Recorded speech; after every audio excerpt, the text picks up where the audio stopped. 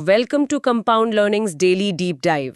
आज 15 अप्रैल 2026 है और आज का ये सेशन बैंकिंग, इंश्योरेंस और रेगुलेटरी एग्जाम्स के सभी एस्पिरेंट्स के लिए एक कंप्लीट डैशबोर्ड की तरह डिजाइन किया गया है। बिल्कुल।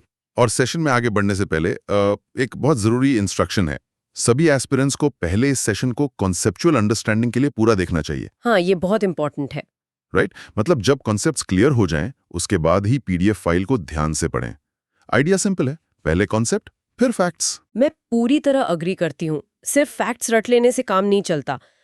उनके पीछे का क्यों और कैसे समझना गेम चेंजर होता है। तो शुरुआत करते हैं आज के सबसे अहम मैक्रो इकोनॉमिक अपडेट से। Let's move to our next slide. Sure. यहाँ हम जीडीपी ग्रोथ प्रोजेक्शंस को अनपैक करेंगे। फर्स्ट ग्लांस में ये नंबर्स किसी स्कूल के कंफ्यूजिंग रिपोर्ट कार्ड जैसे लग सकते हैं, जहाँ अलग अलग टीचर्स एक ही स्टूडेंट को अलग अलग मार्क्स दे रहे हैं। हाँ, ये एनालॉजी काफी सटीक है। राइट?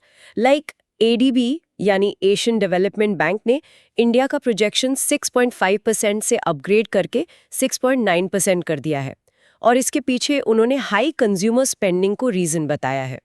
साथ ही उनका जो फाइनेंशियल ईयर 25-26 के लिए एस्टिमेट है वो 7.6% और 27-28 के लिए 7.3% है। एग्जैक्टली। और वहीं दूसरी तरफ आईएमएफ यानी इंटरनेशनल मॉनेटरी फंड ने भी 30 बेसिस पॉइंट्स का अपग्रेड दिया है। अच्छा, 30 बेसिस पॉइंट्स। हाँ, तो उनका करंट ग्रोथ एस्टिमेट अब 6.5% है, जबकि उनका FY 25-26 का बेसलाइन 7.6% पर खड़ा है।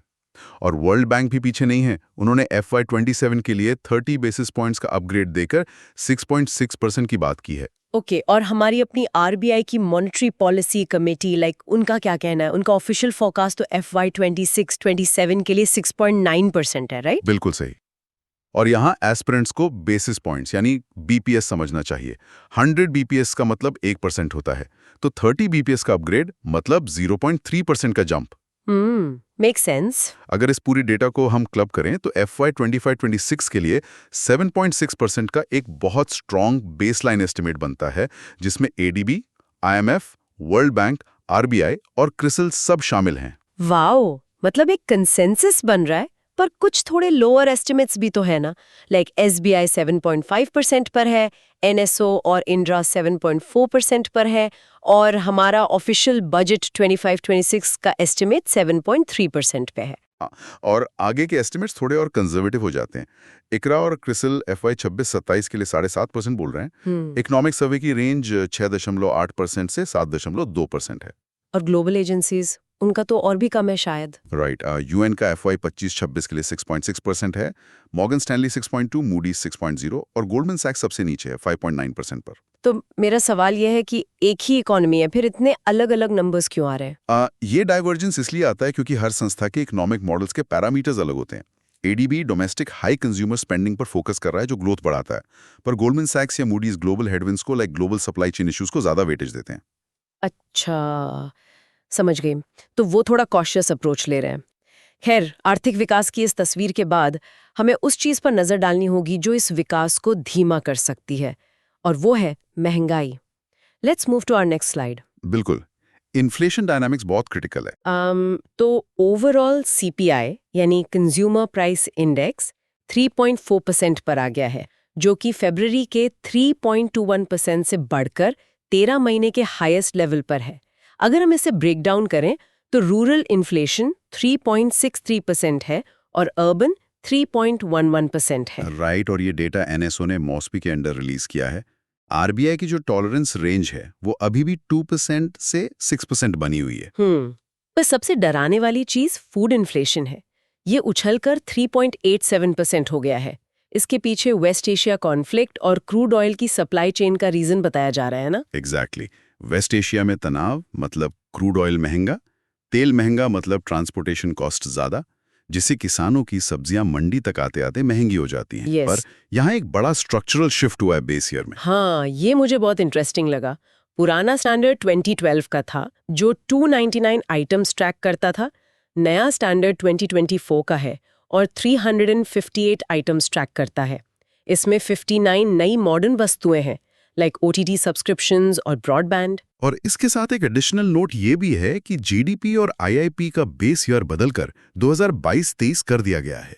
पर मुझे एक बात समझ नहीं आ रही है, क्या OTT सब्सक्रिप्शन अब दाल चावल जितना ही जरूरी हो गया है? और अगर CPI 13 महीने के हाईएस्ट लेवल पर है तो 3.4% को सेफ जोन कैसे कह रहे हैं? मैं समझाता हूँ। इन्फ्लेशन बास्केट इकोनॉमी के असली कंजम्पशन का आईना होता है। 2012 में स्मार्टफोन्स आम नहीं थे, पर 2024 में ब्रॉडबैंड और डिजिटल एंटरटेनमेंट एक मिडिल क्लास बजट का बड़ा हिस्सा है। इसलिए बास्केट को मॉडर्नाइज करना जरूरी था। ओह, मेक सेंस। और वो 3.4% वाला पॉइंट, हाँ, आरबीआई का टारगेट 4% होता है, जिसमें +-2% की छूट होती है। तो 2% से 6% की टॉलरेंस रेंज है। 3.4% भले ही 13 महीने का हाईएस्ट हो, पर टेक्निकली वो 2 से 6 के बैंड में बहुत सेफली बैठा है। Got it. तो अर्थव्यवस्था को सुरक्षित रखने के लिए केवल नीतियां काफी नहीं है, लाइक तकनीक और कड़े नियम भी चाहिए। Let's move to a next slide. Right. अब रेगुलेटरी टेक की बात करते हैं। सेबी ने 3 नए आईटी प्लेटफॉर्म्स लॉन्च किए हैं। पहला है सुपरकॉम्स यानी लेगेसी ईमेल को हटाने वाला यूनिफाइड कम्युनिकेशन प्लेटफॉर्म। दूसरा ई-एजुकेशन पोर्टल, नोटिस और ऑनलाइन सुनवाई के लिए। और तीसरा CSAC, जो रिस्क बेस्ड साइबर सिक्योरिटी के लिए एक AI टूल है। बिल्कुल। और आरबीआई भी काफी एक्टिव है। उन्होंने उत्कर्ष 2029 अपडेट किया है, जो उनका medium term financial strategy framework है। इसके अलावा MSME के रजिस्ट्रेशन को आसान बनाने के लिए TREDS इंटीग्रेशन के नियमों में ढील दी है। पर मुझे सबसे बड़ा शौक UPI प्रोटोकॉल अपडेट पढ़कर लगा। फ्रॉड रोकने के लिए 10,000 रुपए से अधिक के पेमेंट पर 1 घंटे की मैंडेटोरी देरी का प्रपोजल। लाइक UPI का मतलब ही इंस्टेंट है। 1 घंटे की देरी क्या हमें पीछे नहीं ले जा रही? ये सवाल बहुत लोगों के मन में आ रहा है, पर यहाँ सिक्योरिटी और कन्वीनियंस के बीच बैलेंस देखना होगा। हाई टिकट फ्रॉड्स में स्कैमर्स हमेशा पैनिक क्रिएट करते हैं। हाँ, वो डरा देते हैं कि तुरंत पैसे भेजो। एग्जैक्टली। अगर 1 घंटे का डिले होगा तो ट्रांजैक्शन पेंडिंग रहेगा।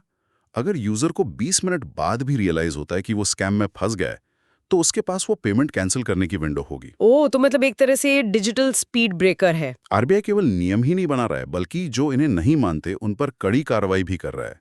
Let's move to our next slide. Banking actions की लिस्ट काफी लंबी है इस बार। हाँ, आरबीआई ने Himachal Pradesh state cooperative bank पर 7.5 लाख रुपए का जुर्माना लगाया है, केवाईसी नॉन कंप्लायंस की वजह से।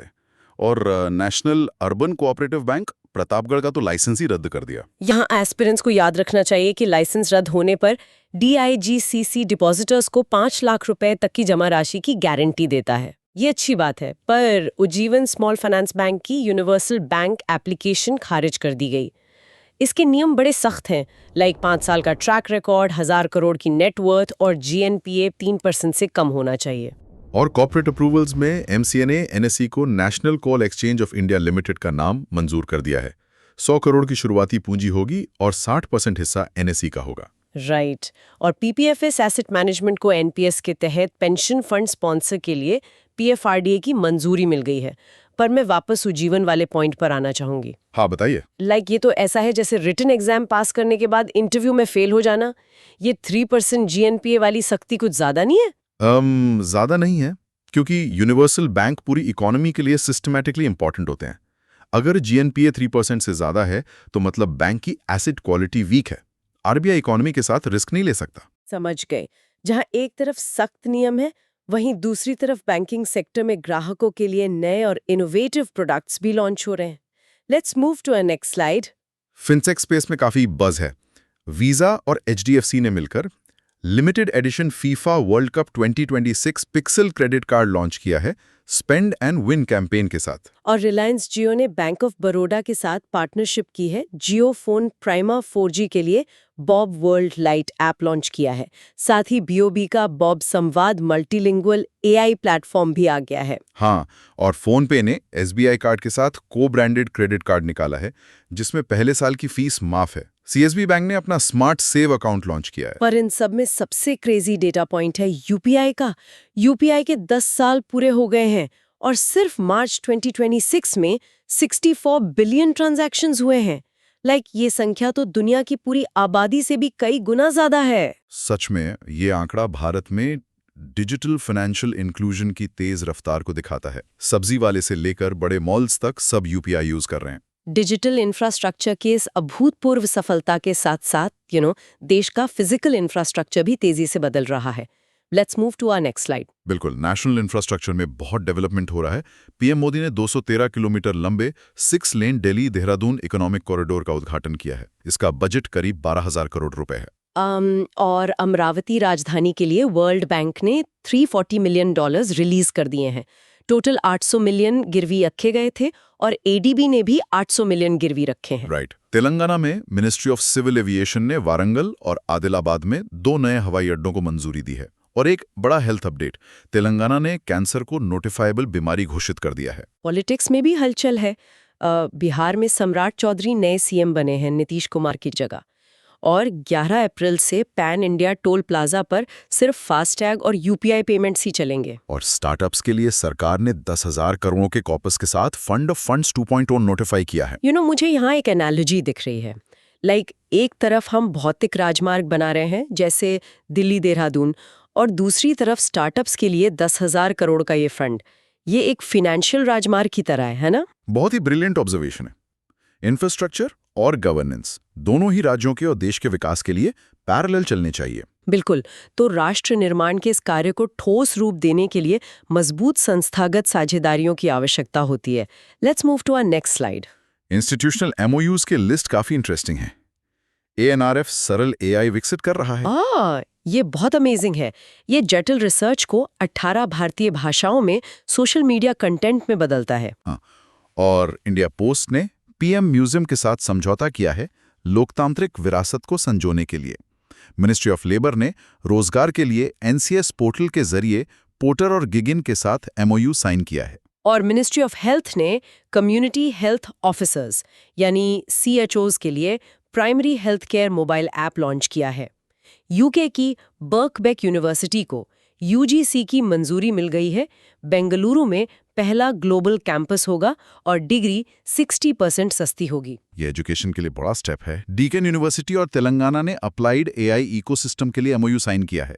और ट्रेड की बात करें तो तमिलनाडु FY 24-25 में भारत का टॉप टेक्सटाइल निर्यातक बन गया है $7,997.17 मिलियन के साथ। वाओ! और स्टैटिक जी के नोट के लिए ई-नाम 2016 में लॉन्च हुआ था और FY 25-26 में पेटेंट आवेदनों में 30.2% का भारी उछाल आया है। पर मैं सरल एआई को लेकर काफी क्यूरियस हूँ। मतलब कठिन साइंटिफिक रिसर्च अब आम लोगों के व्हाट्सएप तक पहुंच रही है। एग्जैक्टली। यही तो एकेडमिक संस्थाओं और तकनीक के इंटीग्रेशन का लॉन्ग टर्म फायदा है। जो नॉलेज पहले सिर्फ लैब्स तक सीमित थी, वो अब आम भाषा में लोगों तक पहुंचेगी। बहुत खूब। भारत के इन आंतरिक विकासों का प्रभाव वैश्विक मंच पर भी पड़ता है। आइए दुनिया भर में होले बड़े बदलावों को देखते हैं। Let's move to our next slide. Global geopolitics हमेशा एक्शन पैक्ड होती है। तो वेस्ट एशिया में इस्लामाबाद में यूएस ईरान युद्ध विराम वार्ता हुई है और भारतीय टैंकर जग विक्रम सीज फायर के बाद हॉर्मुज जल डमरू मध्य पार करने वाला पहला टैंकर बन गया है। और टेक राइवलरी में अमेज़न ने $11.57 बिलियन में सैटेलाइट फर्म ग्लोबल स्टार का अधिग्रहण कर लिया है। इसका सीधा मकसद स्पेसएक्स स्टारलिंक को टक्कर देना है। ये तो प्रॉपर स्पेस रेस हो रही है अमेज़न और एलन मस्क के बीच। बिल्कुल। और डिप्लोमेसी में रूस ने स्टैनफोर्ड यूनिवर्सिटी को अवांछनीय या अनडिजायरेबल संगठन घोषित कर दिया है। यूएसए में डोनाल्ड ट्रंप ने वॉशिंगटन डीसी में आर्क डे ट्रंप स्मारक की योजना पेश की है। और पॉलिसी चेंजेस में ऑस्ट्रेलिया ने सोशल मीडिया बैन लागू कर दिया है। यूएई दुनिया का पहला 10G इंटरनेट ट्रस्ट बन गया है। और क्रिटिकल मिनरल्स में हमारी सरकारी कंपनी काबिल को अर्जेंटीना में 5 लिथियम ब्राइन ब्लॉक्स के लिए एनवायरमेंटल क्लियरेंस मिल गई है। ये काबिल वाला जो एग्रीमेंट है, ये हमारी ग्लोबल सप्लाई चेन और इलेक्ट्रिक व्हीकल्स के लिए बहुत क्रिटिकल है। लिथियम तो फ्यूचर है। सही कहा। जब वैश्विक नीतियां इतनी तेजी से बदल रही हैं, तो स्वाभाविक है कि नेतृत्व के चेहरों में भी बड़े बदलाव देखने को मिलेंगे। Let's move to our next slide. Global leadership में इराक के नए राष्ट्रपति निज़ार अहमदी बने हैं, जिन्होंने अब्दुल लतीफ रशीद की जगह ली है। हंगरी में पीटर मग्यार ने 16 साल बाद विक्टर ऑर्बन को हरा दिया है। ये तो बहुत बड़ी न्यूज है। 16 साल का शासन खत्म होना। हाँ, और इजराइल में रोमन गॉफमैन नए मसाद प्रमुख बने हैं। ऑस्ट्रेलिया में जनरल सुसैन कॉयल पहली महिला सेना प्रमुख बन गई हैं। वाओ, पहली महिला सेना प्रमुख। ये ऑस्ट्रेलिया के लिए काफी हिस्टोरिक है। डेफिनेटली। अब कॉर्पोरेट और नौकरीशाही की बात करें तो बीपीसीएल के सीएमडी संजय खन्ना बने हैं, ओएनडीसी के सीईओ विभोर जैन हैं, पॉलिसी बाजार के सीईओ सजारा प्रवीण चौधरी बने हैं, कैश फ्री पेमेंट्स के सीएफओ समीर गांधी हैं, इनकम टैक्स तमिलनाडु और पुडुचेरी के principal chief commissioner Sunil Bajpai बने हैं, और भारत सरकार में नरेंद्र भूषण को भूमि संसाधन विभाग का सचिव बनाया गया है। और एकेडमिया में दीप जरीवाला को यूएस गवर्नर चेयर मिली है।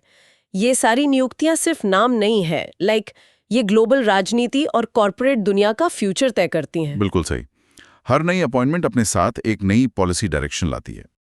हम आज स्पेस रेस में आ रहे नए बदलावों को समझने वाले हैं। Let's move to our next slide. Okay, तो हम बात कर रहे हैं इसरो के गगनयान मिशन टेस्टिंग की। हाँ, श्रीहरिकोटा में। राइट, श्रीहरिकोटा में दूसरा AIDT यानी integrated air drop test conduct किया गया।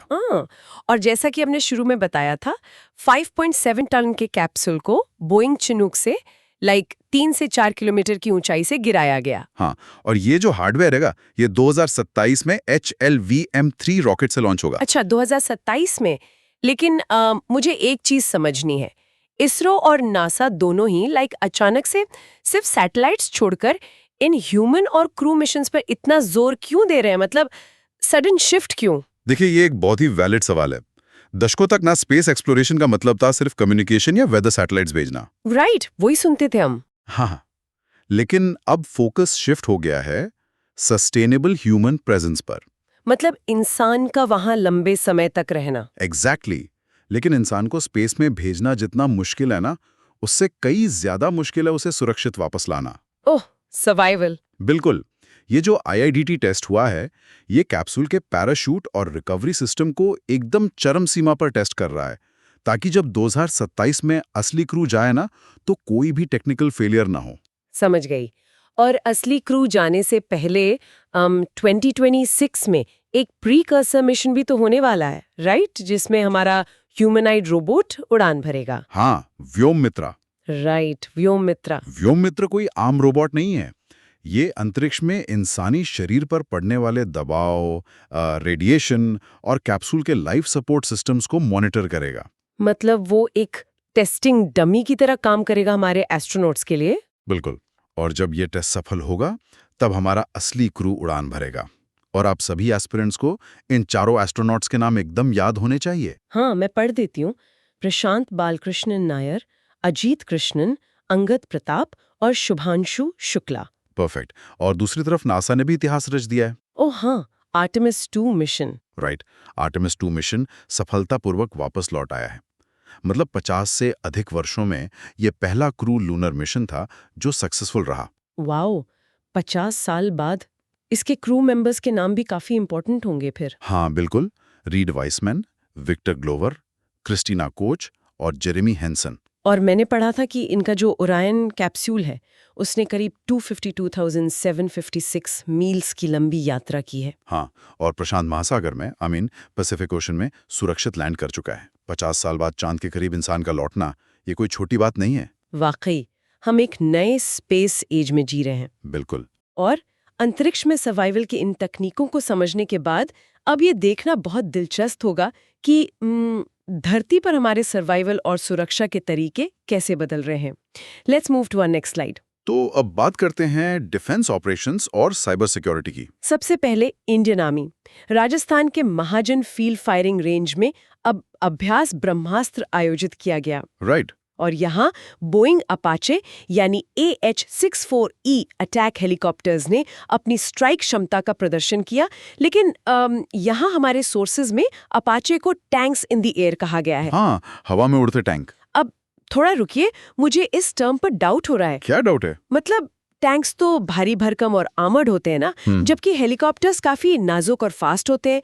तो ये टैंक्स इन द एयर का टैग थोड़ा PR जार्गन नहीं लग रहा?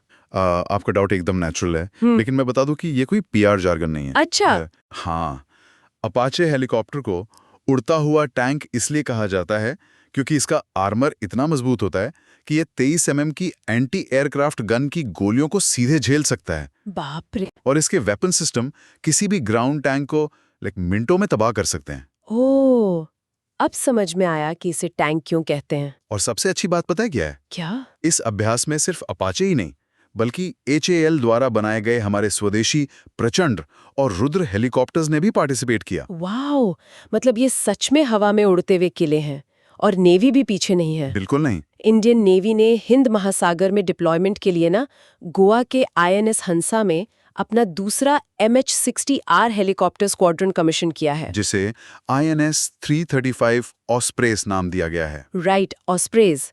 और साथ ही समुद्र साहस नाम का पहला ब्लू वाटर सेलिंग एक्सपीडिशन भी लॉन्च किया गया है। लेकिन यहाँ एक और चीज है जो मुझे सोच में डाल रही है। बताइए। एक तरफ हम अपाचे और नेवी शिप्स की बात कर रहे हैं जो लाइक हार्डकोर फिजिकल डिफेंस है, और उसी स्लाइड में साइबर सिक्योरिटी की न्यूज़ भी है। हाँ, इन दोनों को एक ही फ्रेम में क्यों रखा गया है? क्योंकि देखिए, मॉडर्न वॉरफेयर का नेचर पूरी तरह बदल चुका है। मतलब आज की तारीख में युद्ध केवल सीमाओं पर टैंक और हेलीकॉप्टर से नहीं लड़े जाते। आज के युद्ध हाइब्रिड होते हैं। ओह, हाइब्रिड वॉरफेयर। एग्जैक्टली। डिजिटल मोर्चे पर भी उतनी खतरनाक जंग चल रही है। मान लीजिए अगर दुश्मन आपके कम्युनिकेशन सिस्टम या पावर ग्रिड को हैक कर ले, तो आपके वो जो अपाचे हेलीकॉप्टर है ना, वो भी किसी काम के नहीं रहेंगे। ओहो, ये तो मैंने सोचा ही नहीं। रक्षा जितनी ही क्रिटिकल है। बिल्कुल। और इसी दिशा में CDAC हैदराबाद और रिलायंस ने मिलकर ई-सेव हर साइबर प्रोग्राम लॉन्च किया है। राइट, ये बहुत अहम इनिशिएटिव है। और मुझे जो सबसे दिलचस्प लगा वो ये है कि NCC ने भी अपने कैडेट्स के लिए एक नया साइबर सुरक्षा कैपेसिटी बिल्डिंग प्रोग्राम शुरू किया है। हाँ, मतलब अब सिर्फ IT प्रोफेशनल्स नहीं बल्कि ग्रासरूट लेवल पर कैडेट्स को भी डिजिटल वॉरियर बनाया जा रहा है। साइबर अवेयरनेस अब चॉइस नहीं है, नेसेसिटी है। एकदम सही बात है। और इसी अवेयरनेस और समाज में असाधारण योगदान देने वालों की बात करते हुए चलिए उन चेहरों की तरफ चलते हैं जिन्हें देश सर्वोच्च सम्मान दे रहा है। Let's move to our next slide. तो अब आते हैं नेशनल अवार्ड्स और एकेडमिक ऑनर्स पर। हाँ, और इस लिस्ट में सबसे बड़ा नाम है नोबेल शांति पुरस्कार विजेता कैलाश सत्यार्थी जी का। बिल्कुल, उन्हें 5000 लता दीनानाथ मंगेशकर पुरस्कार 2026 दिया जा रहा है। उनके जो असाधारण सामाजिक योगदान है ना, उसके लिए 24 अप्रैल को पुणे में उन्हें 1 लाख रुपए के नकद पुरस्कार से सम्मानित किया जाएगा। ये अवार्ड मैं आपको बता दूं एग्जामिनर्स का फेवरेट बन सकता है। अच्छा, वो क्यों? देखिए, जब एक प्रतिष्ठित नोबेल लॉरिएट को कोई बड़ा राष्ट्रीय सम्मान मिलता है ना, तो वो एग्जाम के करंट अफेयर्स सेक्शन का बहुत इंपॉर्टेंट सवाल बन जाता है। तो आप सभी एस्पिरेंट्स इसे हाईलाइट जरूर कर लें। इसे तो मैंने भी हाईलाइट कर लिया है, लेकिन अगली खबर ने मुझे थोड़ा हैरान किया है। कौन सी खबर? WWF मछली राष्ट्रीय पुरस्कार। हाँ, मछली अवार्ड। राइट। यह अवार्ड शेरगढ़ वन्य जीव अभयारण्य की अनीता चौधरी को दिया गया है। मतलब इनकी बहादुरी देखिए, इन्होंने 500 से ज्यादा जंगली जानवरों को बचाया है। और एंटी पोचिंग यानी अवैध शिकार रोकने में भी इनका बहुत बड़ा योगदान है। हाँ, मैं इनकी बहादुरी का पूरा सम्मान करती हूँ। लेकिन मेरा सवाल ये है कि बैंकिंग और रेगुलेटरी एग्जाम्स में इस तरह की स्पेसिफिक पर्यावरण और वाइल्ड लाइफ अवार्ड्स क्यों पूछे जाते हैं? बहुत लॉजिकल सवाल है ये। मतलब यहाँ तो इकोनॉमी और फाइनेंस की बात होनी चाहिए ना? हाँ, और बहुत से एस्पिरेंट्स यही गलती करते हैं। उन्हें लगता है कि बैंकिंग एग्जाम का मतलब सिर्फ रेपो रेट, इन्फ्लेशन और बैलेंस शीट है। राइट। लेकिन आजकल RBI हो, सेबी हो या नाबार्ड, ये सभी रेगुलेटरी संस्थाएं ESG क्राइटेरिया पर काम करती हैं। ESG मतलब environmental, social and governance? Exactly. दुनिया की पूरी इकोनॉमी अब सस्टेनेबिलिटी की तरफ जा रही है। इसलिए वे ऐसे कैंडिडेट्स चाहते हैं जो समाज और पर्यावरण के प्रति गहरी जागरूकता रखते हों। ओह, तो अनीता चौधरी का ये अवार्ड उसी ESG अवेयरनेस का एक एग्जाम्पल है। परफेक्ट एग्जाम्पल है। सिर्फ नंबर क्रंचिंग नहीं, आपको बिगर पिक्चर भी देखनी है। ये नजरिया वाकई काफी ब्रॉड है। बिल्कुल। अब एजुकेशन सेक्टर की बात करें तो नेशनल मूट कोर्ट प्रतियोगिता 2026 में बनारस हिंदू यूनिवर्सिटी यानी BHU ने जीत हासिल की है। अच्छा, मूट कोर्ट यानी जहां लॉ स्टूडेंट्स एक असली कोर्ट रूम की तरह बहस करते हैं, राइट? राइट, हाँ वही। इसे इंटेग्रल यूनिवर्सिटी ने आयोजित किया था और इसमें BHU ने 25,000 रुपए का पुरस्कार जीता है, जबकि चंडीगढ़ यूनिवर्सिटी रनर अप रही। ग्रेट। और इसके साथ ही हमारे पास मीडिया और सिनेमा के भी कुछ अहम अवार्ड्स हैं। हाँ, मैंने देखा IFFT 2026 जो दिल्ली में हुआ, वहां नंदमुरी बालकृष्ण को लाइफ टाइम अचीवमेंट पुरस्कार से सम्मानित किया गया। बिल्कुल। इसके अलावा चेतक स्क्रीन अवार्ड्स 2026 और रामनाथ गोयनका अवार्ड्स की भी घोषणा की गई है। जो कि जर्नलिज्म और सिनेमा के फील्ड में बहुत प्रेस्टिजियस हैं। राइट। समाज के इन असली नायकों की अचीवमेंट सच में काफी इंस्पायरिंग है। और जब बात अचीवमेंट्स की हो ना, तो खेलों के मैदान में जो कुछ हो रहा है वो तो लाइक ग्रेविटी को भी चुनौती दे रहा है। Let's move to our next slide. Cricket milestones and records. हाँ, और शुरुआत करते हैं विजडन क्रिकेटर्स एल्मेनैक से, जिसे क्रिकेट की बाइबल भी कहा जाता है। एग्जैक्टली उसका 163वां संस्करण पब्लिश हो गया है और 2025 के लिए विश्व के अग्रणी cricketer leading cricketers in the world का खिताब मिला है ऑस्ट्रेलिया के मिशेल स्टार्क और भारत के दीप्ति शर्मा को। दीप्ति शर्मा का ये सम्मान ना भारतीय महिला क्रिकेट के उस डोमिनेंस को दिखाता है जिसे अब ग्लोबल लेवल पर विजडन जैसी संस्थाएं भी एक्सेप्ट कर रही हैं। वाकई बहुत प्राउड मोमेंट है। और अग्रणी T20 क्रिकेटर बने हैं हमारे अभिषेक शर्मा। हाँ, अभिषेक शर्मा का नाम भी बहुत अहम है। और वर्ष के 5 क्रिकेटर्स की जो लिस्ट है ना, उसमें तो भारतीय खिलाड़ियों का ही दबदबा है। बिल्कुल, शुभमन गिल, रविंद्र जडेजा, ऋषभ पंत, मोहम्मद सिराज और उनके साथ हैं इंग्लैंड के हसीब हमीद। परफेक्ट। वहीं अगर मार्च महीने के ICC player of the month की बात करें तो पुरुषों में भारत के संजू सैमसन और महिलाओं में न्यूजीलैंड की एमेलिया केयर को ये खिताब मिला है। राइट। अब देखिए, ये तो हो गए वो नाम जो शायद ज्यादातर क्रिकेट फैंस को पता ही होंगे। हाँ, मेन स्ट्रीम नाम है ये। लेकिन अब जो मैं पढ़ने जा रही हूँ ना, वो क्रिकेट कम और कोई लाइक वीडियो गेम का चीट कोड ज्यादा लग रहा है। हाँ, मुझे पता है आप किस रिकॉर्ड की बात करने वाली हैं। मतलब मेरा तो दिमाग ही चकरा गया पढ़ के। ब्राजील महिला टीम की खिलाड़ी लॉरा कार्डोसो ने लेसोथो के खिलाफ खेलते हुए सिर्फ 3 ओवर में मात्र 4 रन देकर 9 विकेट लिए। 4 रन देकर 9 विकेट। हाँ, और लेसोथो की पूरी टीम सिर्फ 13 रन पर ऑल आउट हो गई। मतलब 9 विकेट्स, ये तो क्रिकेट के किसी भी फॉर्मेट में एक बहुत बड़ी अनोमली है। एकदम अनबिलीवेबल है। लेकिन मेरा सवाल ये है कि क्या एग्जामिनर सच में ब्राजील वर्सेस लेसोथो जैसे नॉन मेन स्ट्रीम मैच से सवाल पूछेंगे? 100% पूछेंगे। और यही ना एग्जामिनर की साइकोलॉजी होती है। कैसे? देखिए, उन्हें पता है कि अगर विराट कोहली या रोहित शर्मा का कोई रिकॉर्ड पूछा गया तो हर कोई सही जवाब दे देगा। हाँ, वो तो न्यूज में छाया रहता है। राइट। उन्हें उस एस्पिरेंट को सिलेक्ट करना है जिसकी नजर दुनिया के हर कोने पर है। हाँ। जो सिर्फ मेन स्ट्रीम न्यूज नहीं पढ़ रहा। तो मतलब छटनी करने के लिए ऐसे सवाल आते हैं। एग्जैक्टली। जब कोई ग्लोबल रिकॉर्ड इतने अजीब और अचंभित करने वाले तरीके से टूटता है ना, तो वो बैंकिंग एग्जाम्स के लिए एक परफेक्ट गूगली बन जाता है। ये गूगली वर्ड एकदम सही यूज किया आपने। तो लॉरा कार्डोसो का नाम और उनका ये फिगर 4 रन, 9 विकेट आप सभी एस्पिरेंट्स के दिमाग में छप जाना चाहिए। तो ये बात है, यानी जो जितना अजीब है उसके एग्जाम में आने की चांसेस उतने ही ज्यादा हैं। बिल्कुल। और सिर्फ क्रिकेट ही नहीं, बाकी खेलों में भी कुछ ऐसे रिकॉर्ड टूटे हैं जिन्होंने दशकों पुराने इतिहास को बदल दिया है। Let's move to our next slide. Athletics, archery और ग्लोबल टूर्नामेंट्स। यहाँ ना सबसे पहली खबर ने मुझे सच में हिला के रख दिया है। मैराथन वाली न्यूज। हाँ, 1978 में शिवनाथ सिंह ने मैराथन में एक भारतीय राष्ट्रीय रिकॉर्ड बनाया था। 48 सालों तक ना कई एथलीट्स आए और गए, लेकिन कोई इस रिकॉर्ड को तोड़ ही नहीं पाया। 48 साल बहुत लंबा समय होता है। और अब फाइनली 48 साल बाद हिमाचल के सावन बरवाल ने NN मैराथन रॉटरडैम में 2 घंटे 11 मिनट और 58 सेकंड के समय के साथ ये रिकॉर्ड फाइनली तोड़ दिया है। 2.1158, मतलब 48 साल, ये एक पूरी जनरेशन का गैप है। बिल्कुल। और ये दिखाता है कि स्पोर्ट्स साइंस, डाइट और ट्रेनिंग मेथड्स में पिछले कुछ सालों में कितना गजब का बदलाव आया है। हाँ, टेक्नोलॉजी और ट्रेनिंग बहुत एडवांस हो गई हैं। राइट। इतने दशकों पुराने रिकॉर्ड का टूटना कोई मामूली बात नहीं है। ये करंट अफेयर्स का एक बहुत ही सॉलिड क्वेश्चन बनता है। अग्रीड। और इसके बाद बात करते हैं पैरा आर्चरी की। बैंकॉक में आयोजित पैरा आर्चरी सीरीज में पायल नाग ने ऐतिहासिक रूप से वर्ल्ड नंबर 1 शीतल देवी को हराकर गोल्ड जीता है।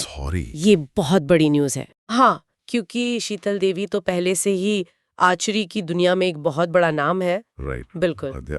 और इसीलिए ये न्यूज बहुत अहम है।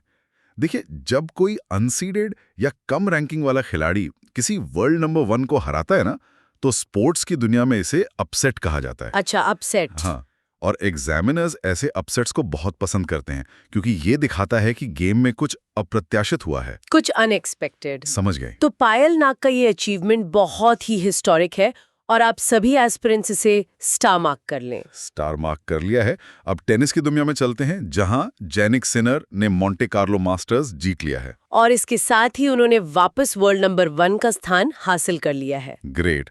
और कुश्ती यानी रेसलिंग की बात कहें तो एशियाई कुश्ती चैंपियनशिप 2026 में भारत के सुजीत कलकल और अभिमन्यु मंडवाल ने अपनी अपनी कैटेगरीज में शानदार प्रदर्शन करते हुए स्वर्ण पदक जीते हैं। दोनों ने गोल्ड जीता है।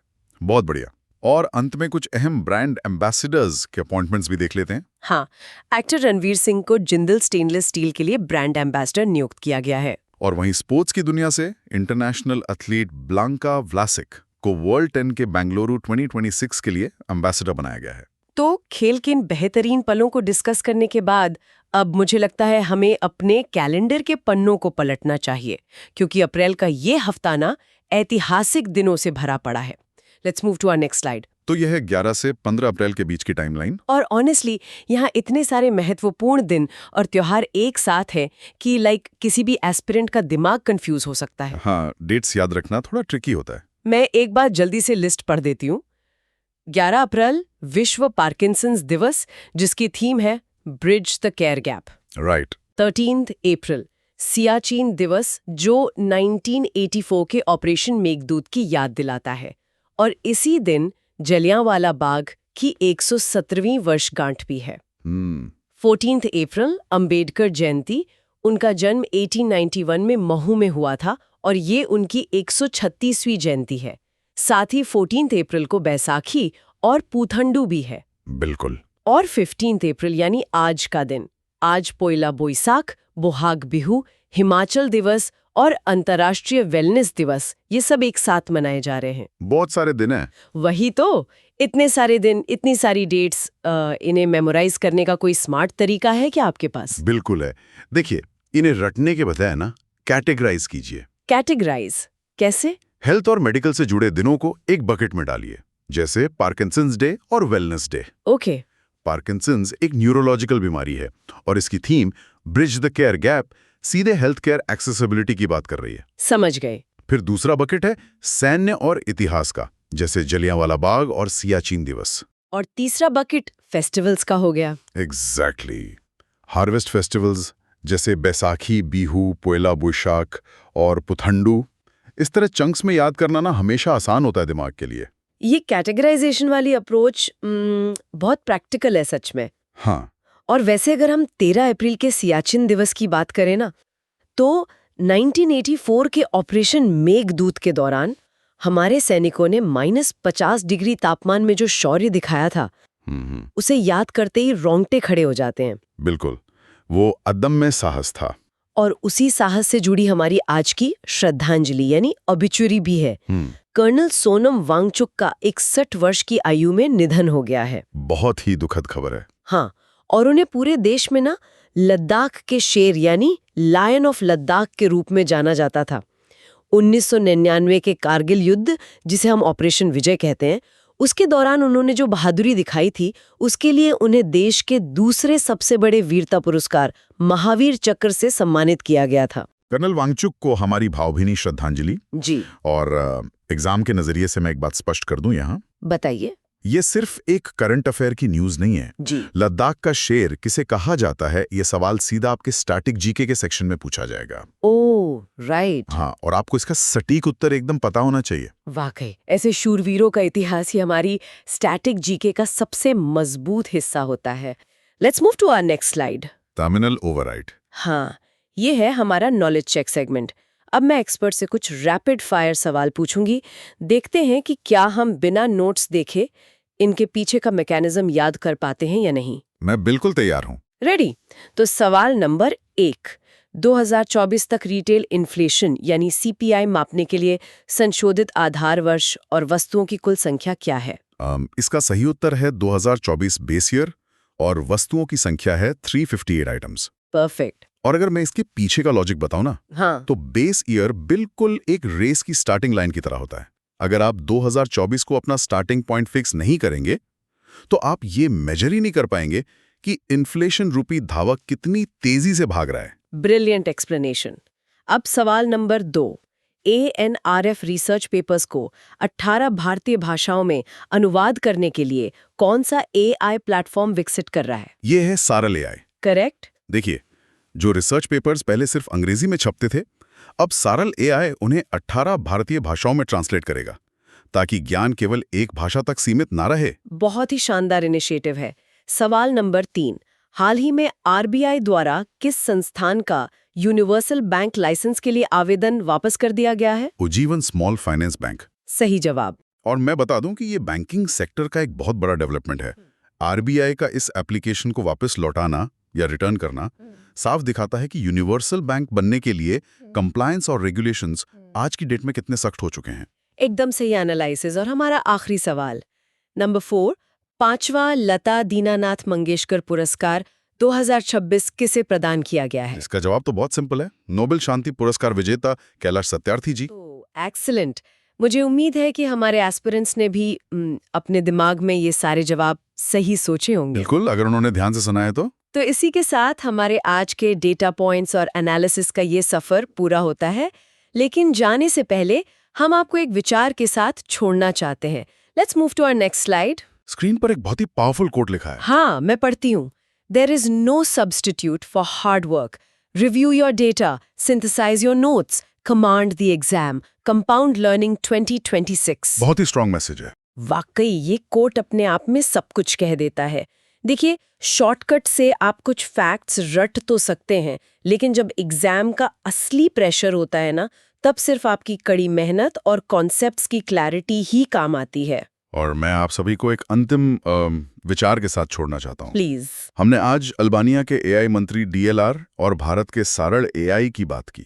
जरा सोचिए, आने वाले समय में आर्टिफिशियल इंटेलिजेंस न केवल आपके काम करने का तरीका बदलेगा, बल्कि हो सकता है ये भी तय करे कि भविष्य में बैंकिंग परीक्षाएं कैसी सेट होंगी और उनका स्वरूप कैसा होगा। ओह, ये तो काफी डीप है। हाँ, AI अब सिर्फ एक सिलेबस का टॉपिक नहीं है, ये वो टूल है जो आपका सिलेबस बना रहा होगा। इसके लिए खुद को अभी से तैयार रखें और टेक्नोलॉजी के साथ अपडेटेड रहें। ये एक बहुत ही प्रोवोकेटिव थॉट है जिस पर हम सबको जरूर सोचना चाहिए। तो इसी के साथ हमारा आज का ये सेशन समाप्त होता है। Right. अगर आपको इस डीप डाइव में वैल्यू मिली हो और आपके कॉन्सेप्ट्स क्लियर हुए हों, तो कृपया इस वीडियो को लाइक करें, चैनल को सब्सक्राइब करें और अपने साथी एस्पिरेंट्स के साथ इसे शेयर जरूर करें। और हाँ, अब जब आपने इस सेशन के जरिए पूरा कॉन्टेक्स्ट और मैकेनिज्म समझ लिया है, तो अब आप बेझिझक जाकर आज के PDF को रिवाइज कर सकते हैं। बिल्कुल, अब वो डेटा आपको बहुत आसानी से याद हो जाएगा। एकदम। तो याद रखिए उस 5.7 टन के गगनयान कैप्सूल को। आपकी तैयारी भी वैसी ही है। जब आप अपने ज्ञान और रिवीजन के पैराशूट को एकदम सही समय पर खोलेंगे, तभी एग्जाम में एक सेफ और सक्सेसफुल लैंडिंग कर पाएंगे। बहुत खूब कहा। कड़ी मेहनत करते रहिए, बढ़ते रहिए। मिलते हैं आपसे अगले सेशन में।